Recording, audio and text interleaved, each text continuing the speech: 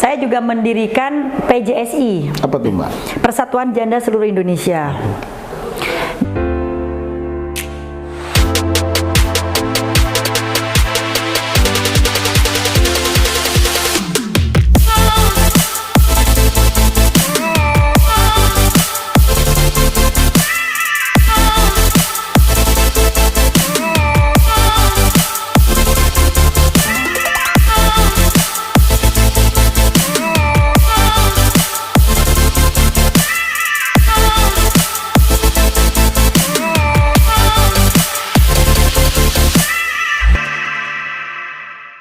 Oke pemirsa, kembali lagi di Suara SWI bersama saya Andi Arif, bukan politikus. Oke, kali ini kita kedatangan tamu seorang wanita ya kan.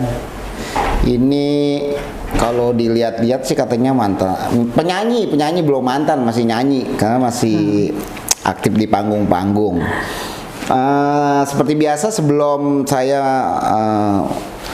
berdiskusi dengan narasumber kita ini, saya akan men-searching dulu narasumber saya ini ada apa sih.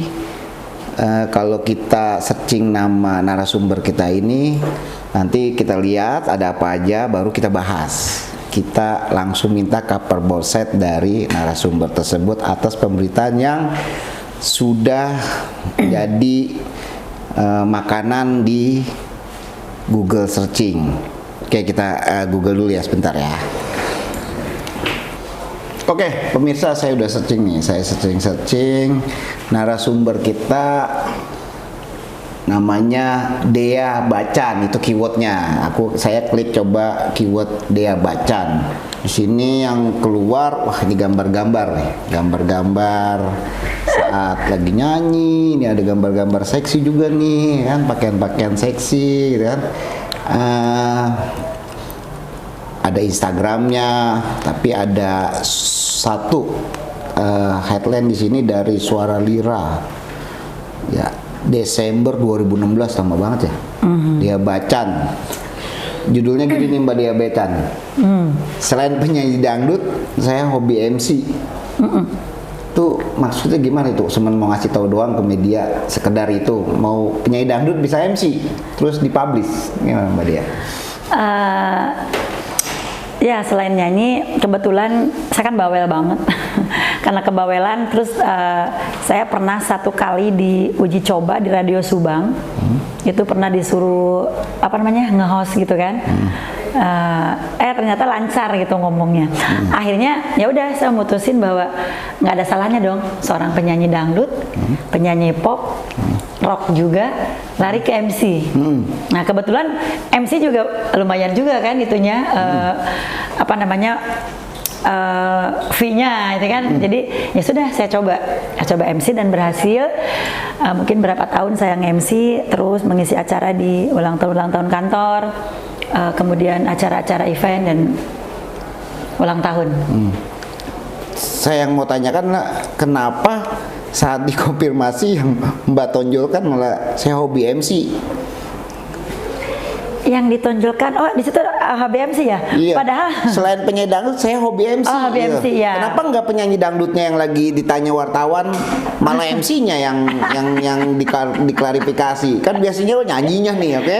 Mumpung ditelepon wartawan nih, karena ini beritanya adalah salah satu artis penyanyi dangdut Dea Bacan, selain profesi sebagai penyanyi, ia juga punya plus, yakni menjadi MC panggung.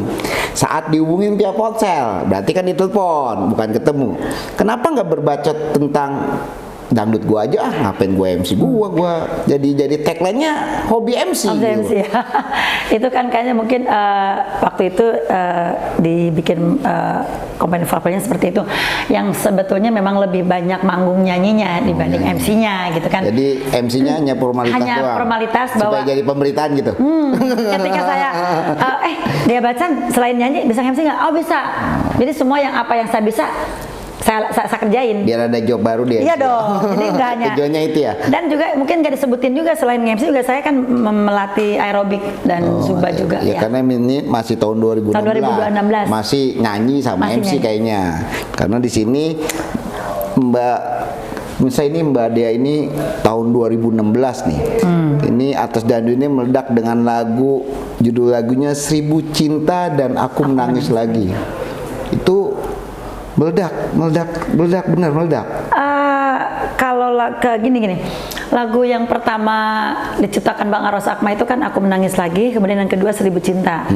Aku Menangis Lagi itu udah booming di radio-radio kita, dulu kan ada promosi ya, se-Indonesia Radio dan tetapi ketika lagi booming di Radio El Gangga aja udah masuk ke peringkat keempat kalau nggak salah, langsung naik lagi. Tapi setelah itu suami meninggal. Oh, tunggu, jangan ngomongin suami meninggal Iya, dulu jadi nih. karena Saya mau tahu Aku Menangis Lagi lagunya gimana tuh yang booming itu tahun 2016. tahun 2016 Bisa dinyanyiin dulu rapnya sedikit. Bisa Biar dong. pemirsa tahu nih. Apakah pemirsa pernah tahu lagu ini? Karena dalam pemberitaan ini lagu booming loh. Oke? Silakan Mbak. Saya mau denger aja. Denger aja ya. Rapnya nggak apa-apa Rapnya kan? aja ya. Mau denger rapnya kan? Kalau saya, oh iya bener ini lagu dulu. Rapnya itu, aku menangis lagi, aku terluka lagi, itu semua karena ulahmu. Aku bersedih, aku menangis, semua itu karena ulahmu. Oh, aku pernah dengar lagu itu benar. Ya saya pernah dengar nada-nada itu di zaman 2016. Zaman 2016. Di 2016. Itu yang ciptain siapa? Bang Aros Akma. Oh, Bang Arsana. Itu baru pertama kali. Itu yang lagi itu yang publish apa labelnya? DDFDB dari DD. Subang, dari Subang Oh, ya. dari Subang, Dari ya. Subang kita bikin labelnya. Oh, memang Mbak Dea awal kali berasal di Subang. Di Subang ya. Dari Subang, akhirnya awalnya nyanyi-nyanyi biasa aja, panggung-panggung biasa. Awalnya lagi SMP itu ya nyanyi biasa aja. Akhirnya kemudian kita punya grup namanya Adesa Group. Akhirnya kita ya latihan terus, tampil terus di desa-desa ya, di kampung lah. Belum ke Jakarta, belum Iya. ke Bekasi, masih Iya. di kampung ya, kota Subang. Iya, di Subang. Subang dan sekitarnya. Benar-benar ke Bandung, ya mengisi acara ya tiap weekend itu kita nyanyi dangdut keliling-keliling. Akhirnya sudah saya keluar SMA, hijrah ke Bekasi. Kemudian saya kerja di suatu perusahaan di modern. Habis itu nikah. Nah, habis nikah ini Tunggu. belum. Ini langsung kerja menikah. Ini kan kita ngomongin kenapa akhirnya Aku Menangis Lagi nih kan? Dari di Subang itu tahu-tahu akhirnya masuk label. Iya. Dipanggil dari nyanyi-nyanyi manggung, bukan langsung kerja kan? Iya. Nyanyi-nyanyi dulu, habis itu ditawarkan lagu. Break. Break. Enggak, belum break. Oh, masih break. Break itu. Jadi nyanyi di SMP sampai SMA itu ketika hijrah ke Bekasi saya nikah break. Oh, Itu udah. break. Break nggak nyanyi berarti ya? Berhenti. Berarti kerja. Kerja. Kerja di Habis kerja menikah. Habis kerjanya di mana nih? di modern land. Oh, di modern. Jadi Habis penyanyi juga? Belum, Oh, enggak. belum jadi penyanyi, Enggak, kerja. belum. Saya kerja aja, fokus Oh, kerja nih. fokus. Akhirnya Karena nikah. satu kantor tidak boleh berdua, saya berhenti. Oh, jadi cinta di lokasi kantor Lokasi nih. kantor. Oh, Cinlok ya? Cilok di kantor. Cilok nih, apa Mbak Dea. cinlok? Awal-awal pertama Awal-awal. kali berkarir dari Subang dia cilok nih. Iya. Sama teman kantor. Akhirnya menikah. Menikah, suami tetap kerja, Mbak Saya Dea berhenti. keluar. Keluar, karena Oke. tidak boleh. Tahun berapa itu? Tahun 90-an. Oh, udah 90 ya. Iya. Oke. Udah lama kan breaknya. Udah lama, ya, 90 lama. Kemudian Berapa tahun tuh setelah menikah akhirnya memutuskan untuk nyanyi lagi ya? 93. 93 dari 90 tuh. Ya. Dari 90 break, nikah kan, ngurusin keluarga. Betul. 93 nyanyi. Nyanyi lagi. Nyanyi lagi. Alasan nyanyi lagi. Di rumah lama-lama kan nggak kerja, ke bete ya. Oke. Saya jualan. Saya jualan. Jualan apa nih? Butik. Saya punya satu ya butik lah baju. Oke. Tas-tas itu. Tapi tetap aja kayaknya kok agak gimana ya. Di rumah itu bete lah, boring. Kemudian ada yang hajatan di tetangga, saya disuruh nyanyi. Oke. Nyanyi saya. Nyanyi. Dibayar 50.000. Iya. Habis itu langsung yang punya keyboard itu tertarik suara aku, besoknya kita dipakai sampai seterusnya sampai ketemu Bang Aros Akma itu. Oh, jadi pas saat pertama kali manggung di acara nikahan itu, si keyboardisnya yang mengajak Mbak Dia untuk berlanjut karirnya nih. Berarti nyanyi-nyanyi nih dari acara ini ke acara ini gitu ya. Betul. Sampai akhirnya ada produser nawarin untuk bikin lagu. rekaman. Dibuatkanlah lagu itu Aku Menangis Lagi. Sempat booming tuh ya. Iya. Oke. Setelah booming itu ada perubahan nggak di kehidupan Mbak Dea dari menikah, suami kerja, jadi orang biasa lagi, terus eksis lagi terjun ke dunia entertain? Ada dari segi link ya untuk pertemanan, kemudian saya juga ditawarkan main film dulu kan, jadi akhirnya ya ada lah jauh lah dengan yang waktu saya belum. Itu tahun berapa ya? Itu sama Pas diajak rekaman.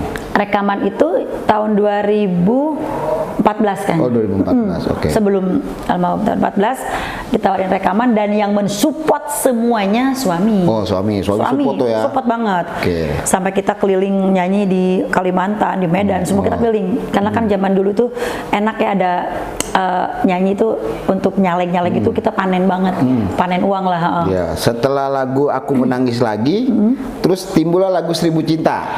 Ya, Seribu Cinta nyusul. Berapa tahun tuh setelah lagu? Enggak lama, cuma 6 bulan. Oh 6 bulan keluar lagi single kedua.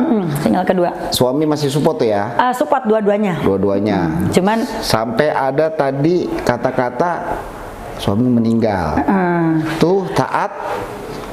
Nah itu saya dikasih lagu itu, memang ada temen yang ngasih tahu bahwa lu kalau bisa jangan bawain lagu itu deh gitu. Jangan lagu apa? Seribu Cinta? Aku Menangis Lagi. Oh Aku Menangis Lagi. Nanti lu katanya akan kehilangan seseorang dan kemudian lu akan sedih gitu. Memang saya sih nggak percaya ya, namanya juga kita lagu kan emang hanya sebatas lagu yang diberikan oleh pencipta lagu kan. Saya bawain.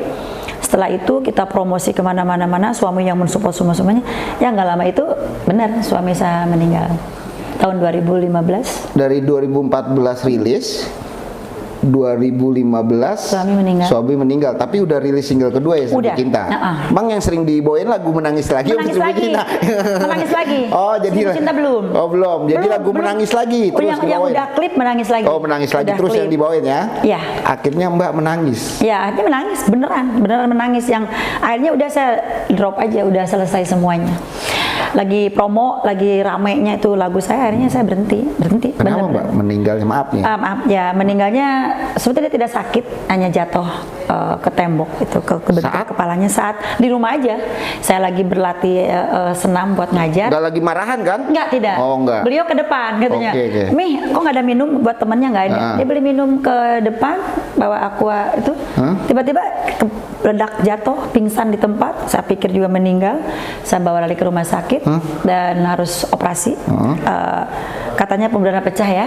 Saya bawa ke RSPAD selama 1 bulan full di rumah sakit sampai meninggalnya.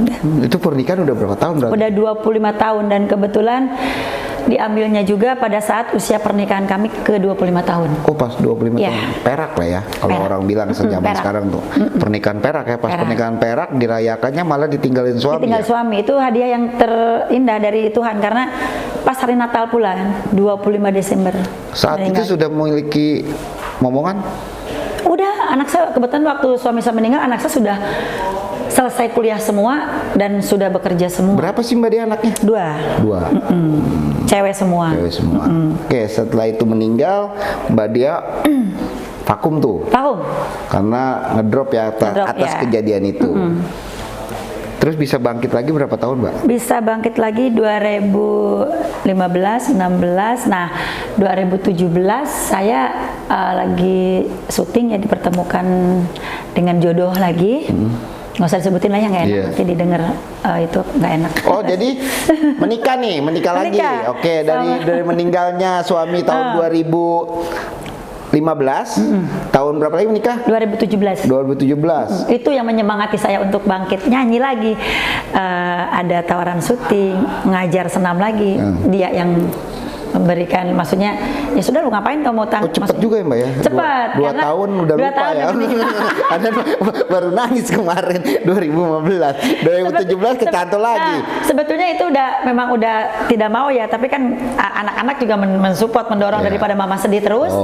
Ngapain? Maksudnya ya di kampung kan, saya di kampung kan, di Subang gitu. Nah pas ketemu ini udah disemangat. Ketemunya di Subang? Enggak, lagi ada di lokasi syuting. Oh pas lagi syuting. Berarti setelah meninggal vakumnya hanya setahun doang tuh. Setahun dia 2 tahun lah kan. 2 tahun ya. 2017 udah 2017 akhir Iya. ikut dunia entertain lagi. Oke. 2 tahun Iya. ketemu Pujaan Hati lagi di lokasi syuting juga. Iya. Jadi bisa dikatakan Mbak Dia adalah cinta lokasi terus ya. Awal pertama pemirsa Mbak Dia ini kan di lokasi pekerjaan dapat Pekerjaan. suami. Modern. Sekarang yang kedua di lokasi syuting. Jadi Mbak Dia memang bisa mencintai orang kalau sering intens Sering. ketemu ya. Iya, betul. Jadi tipe Mbak Dia ini, dia bacaan penyanyi kita ini adalah tipe wanita yang kalau jatuh cinta, kalau dia lagi dalam satu lingkungan, sering ketemu, sering itu. Nah jadi pemirsa kalau misalnya mau jatuh cinta sama Mbak Dia, dicintai deh Mbak Dia, harus satu lokasi. Ya gitu Mbak ya? Betul. Betul. Oke Mbak Dia, setelah itu nikah. Nikah 1000 Cinta udah keluar nih ya, Oh, menangis udah, lagi ya, udah ya itu ya, menikah, aktifnya malah nggak bernyanyi tapi acting, lebih Acting ke acting. aja, acting Oh, ya. lebih acting ya. Kenapa meninggalkan menyanyi? Nggak percaya diri atas? Enggak juga, karena kebetulan kan mungkin karena saat itu terlalu banyak saingan yang ABG yang aduh, yang dibilang gimana ya, pernah saya nyanyi, udah jangan pakai Mbak Dea, harganya sekian, kita pakai penyanyi aja yang muda, cuma dapat 200.000 juga oke kan gitu. Jadi ya sudah, kalau saya kan orangnya juga tidak yang terlalu ngoyo. Ketika kamu butuh saya, oke saya laksanakan. Ketika enggak ya udah santai aja. Nah kebetulan ada yang nawarin semacam di Antv lagu Taubat, terangkan lagi, saya ikut-ikut itu aja. Tapi nggak lepas juga tetap ada yang nyuruh nyanyi. Cuman tidak sesering sekarang, malah sekarang yang lebih sering. Lebih sering. Berarti setelah 2 single ini Mbak nggak menghasilkan karya lagi ya? Stop karya ya? Enggak. Nah pernikahan, ini kita jadi ngomongnya kemana-mana, nggak apa-apa ya pemirsa ya. Kan kita mau sedikit tentang Dea Bacan, karena saya hanya mengulik dari selain penyanyi dangdut, saya hobi MC. Menurut saya ini berita nggak enak banget gitu, ngapain jadi hobi MC-nya, nguliknya 2016 lagi kan. Padahal ada cerita tentang Mbak Dia tuh menuju 2016 kan. Ada yang meninggal tadi ya kan banyak tuh. Nikah lagi ya. Tapi kenapa MC-nya gitu yang dibahas? Mungkin itu nggak jago. Nah, ini saya berarti tahu pas sudah itu menikah berapa lama pernikahan kedua? 3 tahun. 3 tahun. Ada kasus. Nah, meninggal lagi? Enggak. Oh, enggak meninggal. Ada kasus. Saya pikir meninggal lagi gitu kan. Nanti kalau sorry pemirsa jadi kemana-mana. Tapi nggak apa-apa kan, saya nanya kan nggak tahu ya kan. Iya. Saya takutnya meninggal lagi. Jadi meninggal pertama meninggal. Nanti pemirsa jadi pada takut gitu. Nikah sama Mbak Dea meninggal juga lagi. Enggak polisi meninggal, tidak. Enggak ya. Jadi ada permasalahan rumah tangga. Ada permasalahan rumah tangga. Suami ada kasus. Ada kasus. Tapi Mbak Dea nggak nemenin, malah ninggalin. Oh enggak, selama 1 tahun saya ikut nemenin dia di menyelesaikan kasusnya. Terlalu berat kasusnya? Ya narkoba sih. Oh narkoba. Ya, nah Mbak memutuskan cerai itu setelah berapa lama dari kasus itu? Langsung kayaknya, karena ketika saya udah punya planning ke depannya mau begini dan mantan suami ini harus kembali sama istrinya yang. Maksudnya? Ya harus kembali ke dia karena pada saat jadi bisa saya katakan gini, Mbak Dea nikah sama ini sudah punya istri sebelumnya? Iya sebelumnya, cuman memang lagi waktu itu lagi kalau bahasa sekarang pisah ranjang kali ya. Tapi Mbak Dia nikah resmi? Nikah, kalau bule kan nikahnya. Ini bule ini ceritanya. Oke pemirsa, ini ternyata hubungan antara 2 negara nih, ya kan, Indonesia sama bule. Oke, tadi saya pikir sesama Indonesia, makanya saya kaget. Yang ini udah punya istri, Mbak Dia masuk. Saya tadi mau bahas, ini pengganggu rumah tangga ini kayaknya kan jatuhnya, ya kan. Tapi ini beda, ternyata di 2 negara. Terus Mbak Dia bisa ceritakan karena sudah keceplosan orang bule. Dia balik lagi berarti balik ke luar negeri ya? Enggak, dia ada di Indonesia. Sampai sekarang? Sampai sekarang, karena kan permasalahan kasus ini tidak cukup hanya saya selama setahun mengurus, selama dia di dalam saya kan bolak-balik, tapi ada harus supaya dia tidak dideportasi dan supaya dia juga tetap kembali dengan anaknya karena sayang sama. Jadi harus ada penebusan di pengadilan itu yang jumlah uangnya yang cukup besar dan kemudian Mbak Dia nggak kuat? Nggak kuat. Nggak berani berjuang berjuang untuk suami. Karena tidak boleh juga, karena semua data-data kan ada di dia semua. Jadi ketika menikah dia sama yang pertama itu kan data pisah semua dari kakaknya yang sana. Dia menikah sama bule juga sama orang Enggak, Indonesia? ada orang Indonesia. Orang Indonesia. Oh, berarti ini bule udah menikah sama orang Indonesia. Ada. Terus menikah lagi. Nah, lagi dia nikah, saya kulik nih jadinya pemirsa. Ya saya senang yang berita begini malah ngulik ya kan. Berarti Mbak Dea menikah sama ini bule. Mbak Dea tahu dia udah punya istri? Tahu. Oh, tahu. Dan dia Kenapa mengjujur. Mbak memilih? Gini. Karena apa? Jadi gini, ketika dia datang ke keluarga, dia menceritakan hubungannya dia dengan orang itu, dan setelah saya telusuri emang betul sekali. Ya udah, nggak apa-apa kalau memang yang penting saya pribadi tidak harus diekspos, karena menjaga dan lebih menjaga lah, kita tahu ya menjaga. Makanya dengan adanya kejadian ini pun, ketika dia maaf sayang aku harus memilih, oh nggak apa-apa silakan, karena untuk kebaikan semuanya. Ya udah, mungkin itu juga perjalanan hidup saya juga harus menemukan hal seperti ini, hal tidak enak sebetulnya. Cuman kan ya udah, mau apa lagi gitu. Tapi nggak apa-apa ya diceritakan ya. Nggak apa-apa. Ya kan biar masyarakat juga tahu gitu kehidupan dia sekarang. Pernah ada sesuatu zaman dulu yang tidak pernah terpikirkan masyarakat kan? Liku-liku terjun di dunia entertain ya. Kan ada lagunya. Hidup penuh liku-liku. Itu ada lagunya. Jadi banyak liku-liku. Setelah itu putus, dia masuk ya. Mbak kembali menjalankan kesendirian. Terjun lagi ke dunia entertain. Oh iya, itu lebih langsung. Itu langsung. Ya alhamdulillah lah, banyak nyanyi di mana-mana udah. Berarti tahun 2018 tuh ya. Kalau nggak salah ya. Mulai start ya. Setelah cerai lagi 2018 sampai sekarang nih ya. Berjalan dan karirnya. Hikmah apa Mbak yang Mbak rasakan dari tahun meninggal suami pertama sampai 2016? Banyak banget. 2016. Banyak banget pelajaran hidup buat saya. Jadi ketika apa yang tadinya kita tuh punya pikiran bahwa lu harus kumiliki gitu. Tapi begitu banyak pengalaman hidup yang saya alami tuh ternyata jadi kita ini harus belajar, ya emang harus belajar menerima apa yang diberikan oleh Tuhan. Kadang-kadang kan seorang wanita, banyak teman-teman saya yang curhat bahwa gua nggak terima kalau dia gitu kan. Ternyata tidak, karena ketika kita waktu itu akan bergulir bahwa akhirnya kita tuh ikhlas gitu loh. Yang tadinya gua nggak mungkin lepas dari dia, nggak mungkin. Tapi akhirnya dengan seiring waktu berjalan kita ikhlas, kita banyak berdoa ya. Yang penting kita baik, selalu berbuat baik. Ternyata baik aja gitu. Itu dengan sendirinya bener luar biasa. Nggak ada rasa yang kayak dulu apa gitu kan gerutu, sialan gitu, nggak ada. Jadi bener-bener yang ternyata kalau saatnya terjadi pada diri gue, akan begini. Jadi akhirnya mendapatkan hikmah yang luar biasa yang saya dapatin. Makanya sekarang lebih ke sudahlah, sekarang mendingan menikmati kesendirian dulu daripada juga bersama dengan orang yang salah, ya sudah gitu aja. Jadi sekarang lebih hati-hati lebih hati-hati dalam memilih ya. Berarti sekarang masih sendiri. Oke pemirsa, dia Bacan masih sendiri. Sekarang ini Mbak Dea nih, menurut Mbak Dea berdasarkan pengalaman kemarin kan harus lebih berhati-hati gitu Mbak Dea dalam memilih suami.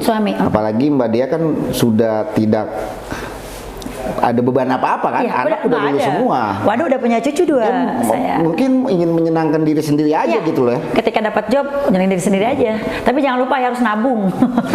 Harus nabung. Kalau nggak nabung repot, nggak punya duit, bingung mau kesini aja harus pakai bensin kan. Oke Mbak Dea, saya sudah tahu sekelintir tentang Mbak Dea dari berita dengan judul selain penyanyi dangdut saya hobi MC. Ya, itu dari itu akhirnya kita bisa lebih ngupas banyak malah kan tentang Mbak Dea. Jadi kita berharap sih nanti masyarakat yang baca dia baca soal yang hobi.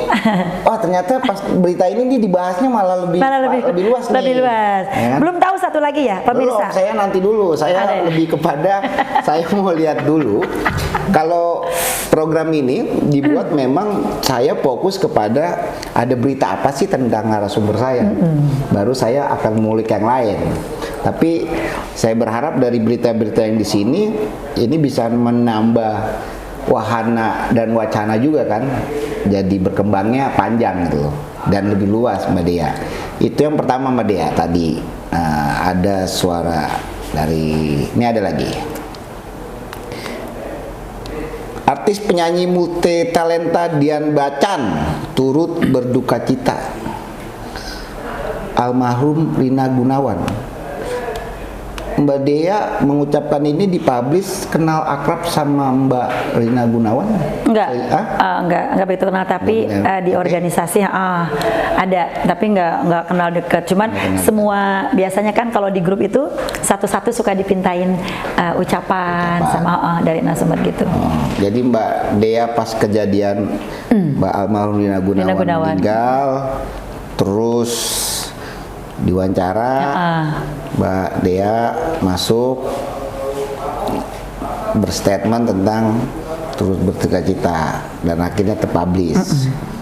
Selain apa sih yang Mbak bahas lagi itu ke atas Mbak Dea, Pak Mereka oke, Mbak ini cerita lagi pertemuan dia.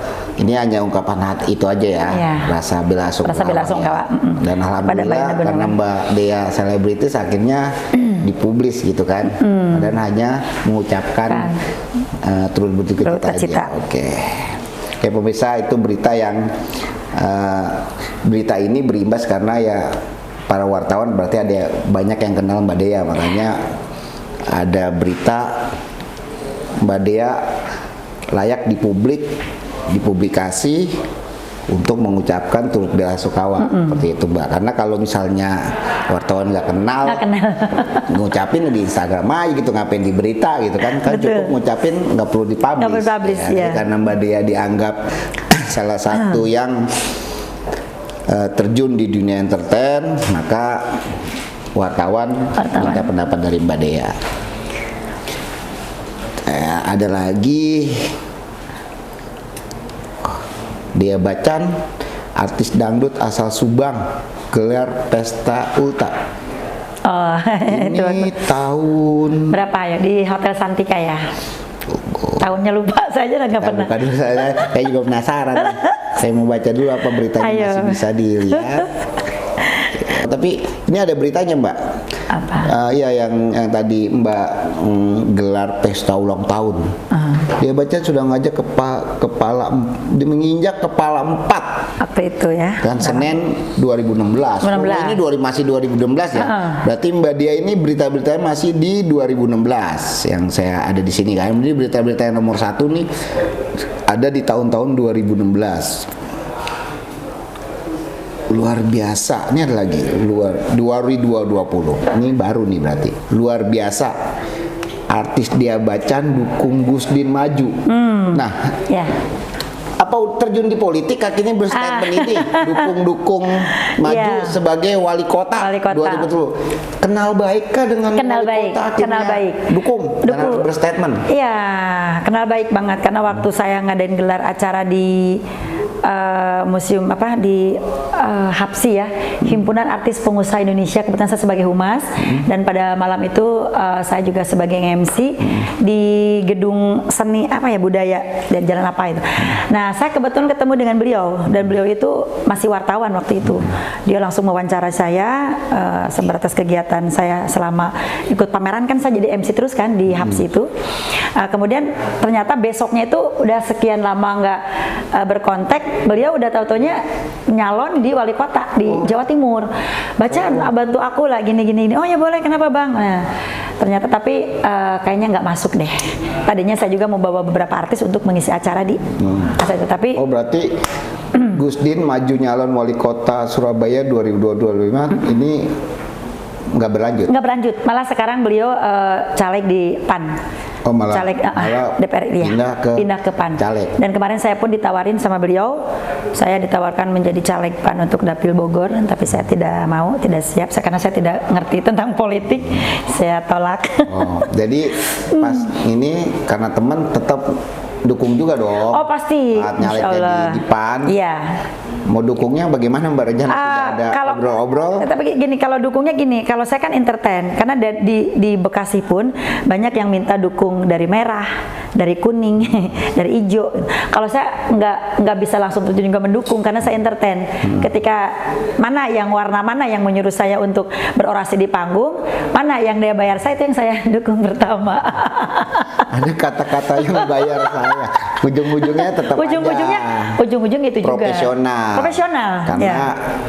Penyanyi ya kan, dukung-mendukung ini saat dapat panggung kan lumayan. Iya dong. Oke, itu berita terbarunya tentang Mbak Dea nih Mbak. Jadi Mbak Dea bisa, mungkin nggak pernah baca juga, klik nama Dea Bacan kan. Nah tapi kalau diklik nama Dea Bacan ada berita-berita itu Mbak. Nah ini sudah, terus kalau di foto-foto orang akan melihat Dea Bacan siapa sih. Kita lihat foto-fotonya lagi nyanyi, ada foto seksi nih duduk. Ini 2016 ya karena ini foto yang tahun 2016 saya juga nih. Urus aja dulu ya Allah, saya juga udah nggak tahu nih, ada di Google. 2016. Mbak Dea Bacan banyak pemberitaan di tahun 2016. Di 2020 kemarin hanya saat mendukung, ada statement mendukung salah satu calon. Selanjutnya Mbak, ini belum ada berita baru lagi nih. Mbak Dea ada apa sih? Ada apa gimana? Yang mau disampaikan pemirsa, Mbak Dea ada apa di tahun 2022 ini, 2023? Sebetulnya di tahun 2000 kemarin ya 2022, saya kebetulan sudah diangkat menjadi Ketua Satgas Anti Narkoba Nasional untuk Kota Bekasi. Itu berita juga udah banyak masuk, cuma saya tidak paham apa masuk Google atau tidak, karena ketika kami diresmikan dan banyak kegiatan itu pasti di post sama wartawan, ada yang di beberapa ya.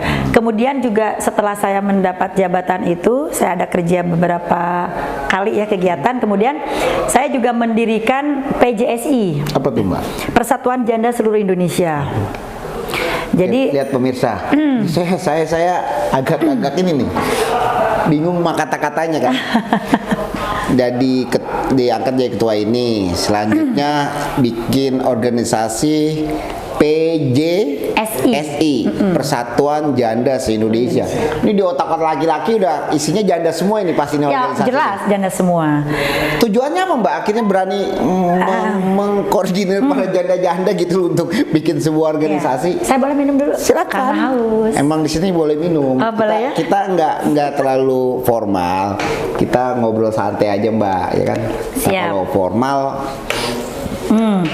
Jadi dengan adanya COVID kemarin, teman-teman saya penyanyi itu mengeluh kesah bahwa kehidupan sangat sulit saat ini. Tidak ada penghasilan, modal tidak punya, suami tidak ada. Ya mungkin dia punya skill tapi nggak punya modal. Contoh saya pun kan bisa ini tapi kalau nggak ada punya modal kan susah.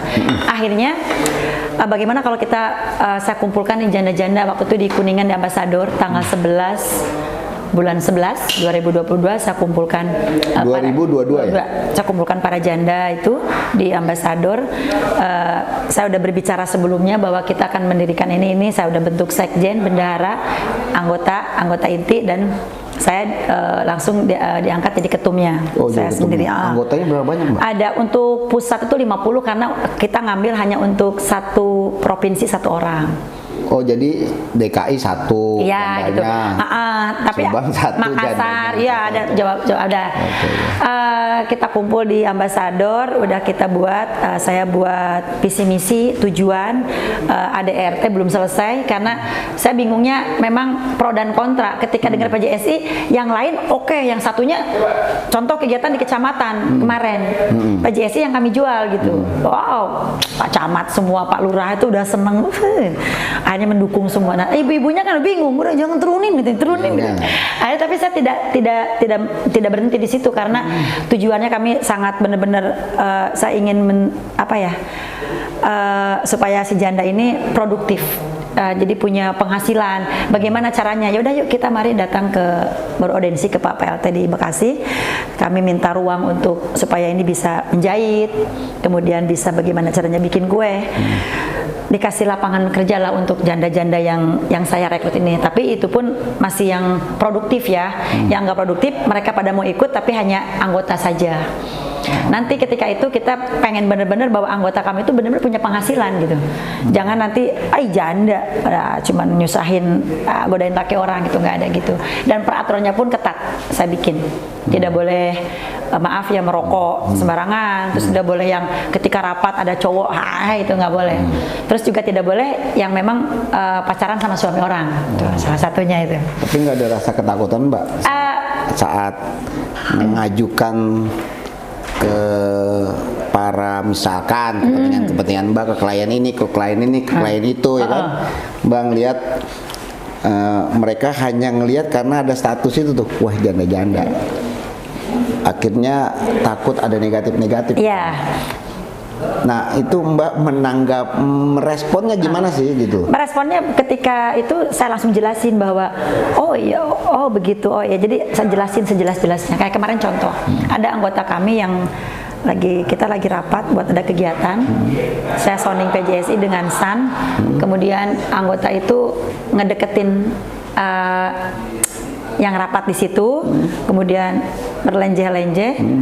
Itu langsung kami tegur keras, dan akhirnya mau ikutin peraturan di sini, oke, kalau enggak ya nggak apa-apa, keluar aja, karena kita buktikan bahwa single parent, single mom, apalagi itu janda, itu kita buktikan bahwa kita tidak seperti itu, tidak apa yang orang dengar, orang lihat, bahwa kita itu tidak baik, jangan. Gitu aja sih. Kegiatan positifnya udah berlangsung, apa yang udah berlangsung kegiatan positifnya? Kemarin kebetulan kita ngadain donasi untuk Cianjur. Kita ngadain 3 tempat. Pertama di Hotan Kota Bekasi, kita gelar PJSI donasi, alhamdulillah ya dapat lah ya kita. Terus kemudian di Transera Harapan Indah kita buka panggung, kebetulan disiapkan semuanya, panggungnya, sound systemnya, makannya dari pihak Transera.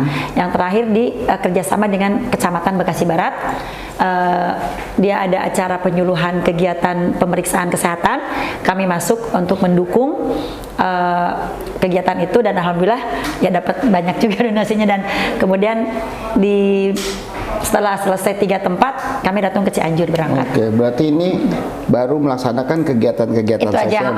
Nah, kegiatan misinya awalnya untuk supaya janda-janda ini punya kegiatan-kegiatan positif yang akan menghasilkan, belum dijalanin kalau tadi saya lihat. Belum, karena kemarin kita sudah bikin proposal,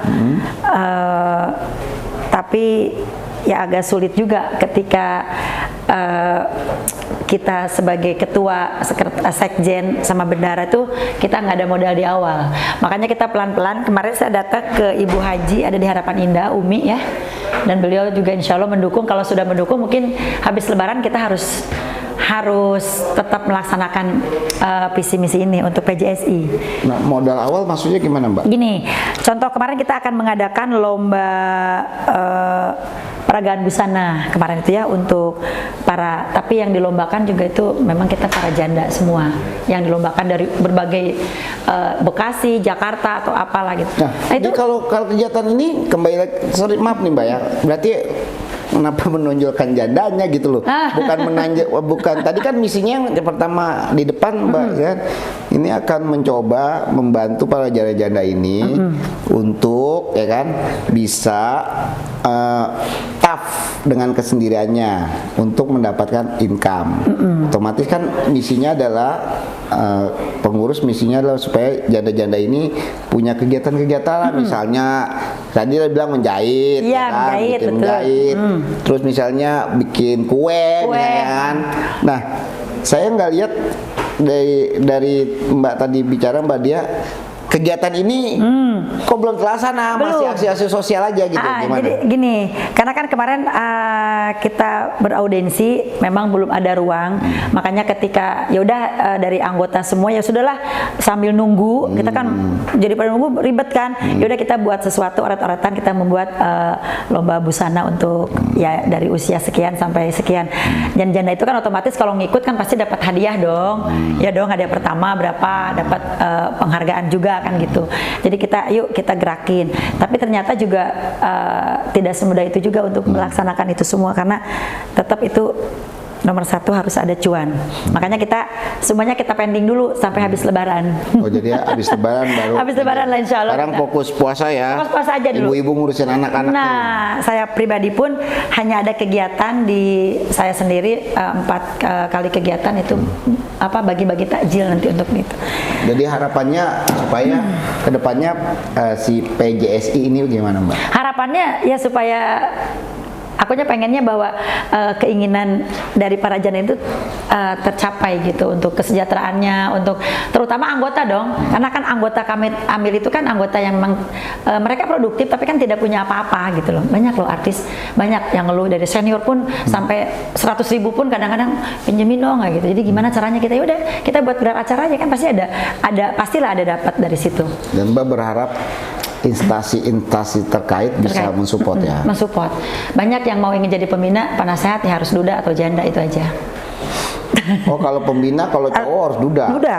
Baru bisa. Ya. Kalau masih ada istrinya nggak boleh. Nggak boleh. Takut ya Mbak. Nah, takut lah.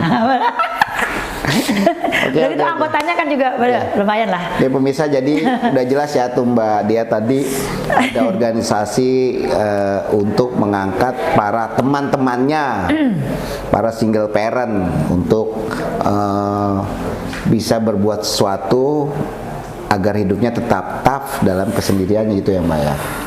Betul sekali. Oke. Tadi pengalamannya cukup pengalamannya gitu kan.